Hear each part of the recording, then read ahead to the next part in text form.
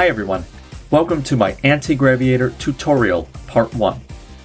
In this video, I would like to use my new spiral drop reverse world record to illustrate 3 of the most fundamental concepts to high-level time trialing: speed conservation, shipbuilding, and turning radius. Let's take a look.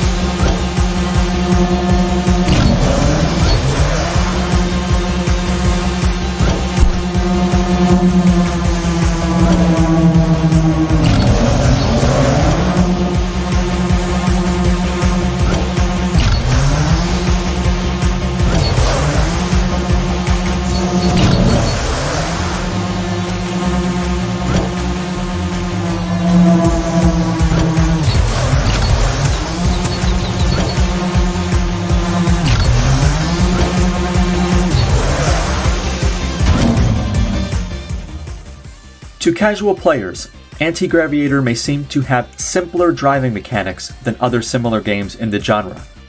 However, in my experience, there is a hidden variable of speed conservation that becomes absolutely essential to making huge gains in your lap times.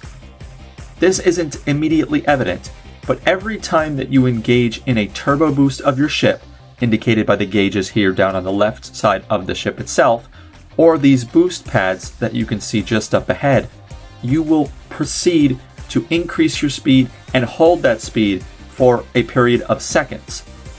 If we can properly chain boosts and turbo strips on the track, we can achieve much faster speeds over the course of a lap and better lap times. I want to precede the start of my lap upcoming by getting as much speed as I can, while also making sure that my boost circles here become maximized. Every few seconds, you'll get another drop in your boost gauge. You require 2 to initiate a turbo boost. We have 8 available. We want to make sure they're pretty much topped out, so right before the lap, I can hit this strip, double turbo, and come into my lap at the fastest possible speed. From here, it's basically a function of hitting all of my speed pads. I hit the boost strip.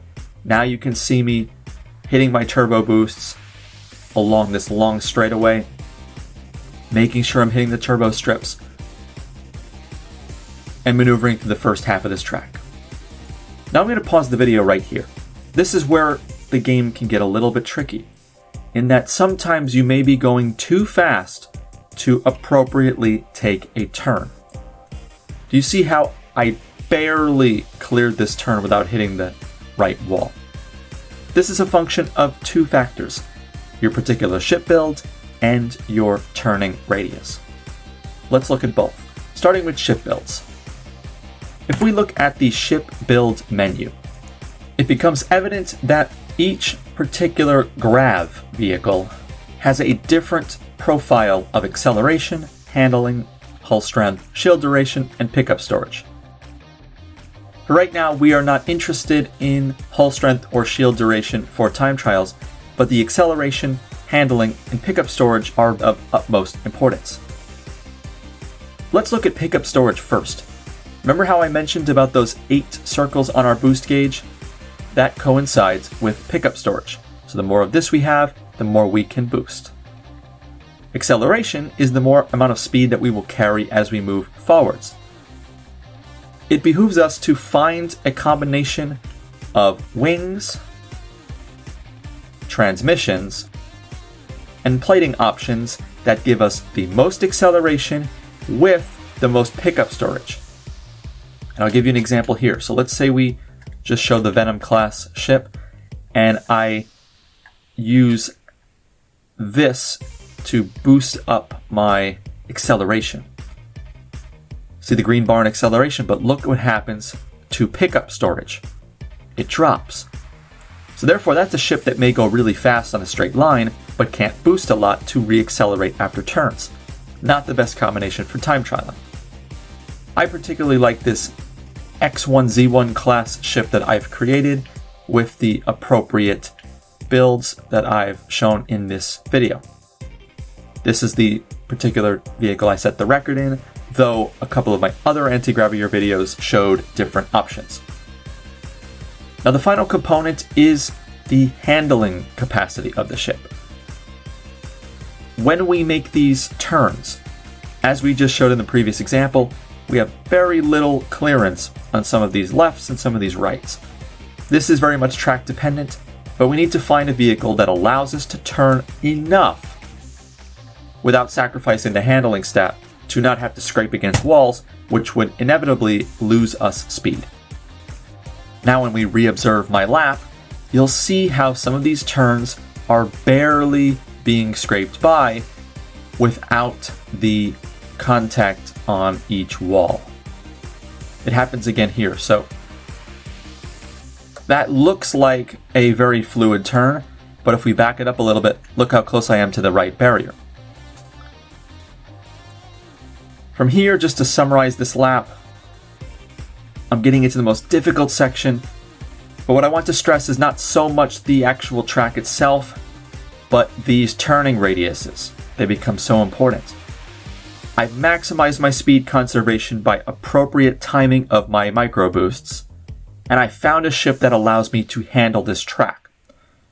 The final element then, which isn't quite so obvious, is how much I'm using the brake.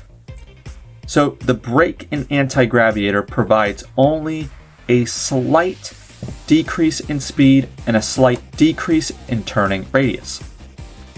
So as I replay this lap from the beginning, let me point out the spots in which I use the brake to increase my turning capacity. Right here, I use the brake to hold in. I use the brake again to make that turn. You can see they were both close to the walls. I don't have to brake here because there is a camber on the track that assists me. But coming off of this jump, I have to brake because I'm so close to that right barrier. I would rather take a faster ship and brake slightly to make these turns, coming up once again right here, as opposed to taking a slower ship that can turn more and then relying on better boost timing to achieve the fastest speed outcome. Once again, right there, you see how close I got to the wall, another use of the brake, and a fantastic new world record. I hope these tips provide you just a bit of insight into how to approach time trialing in this great game, Antigraviator, and wish you all the best of luck on the leaderboards. Talk to you soon.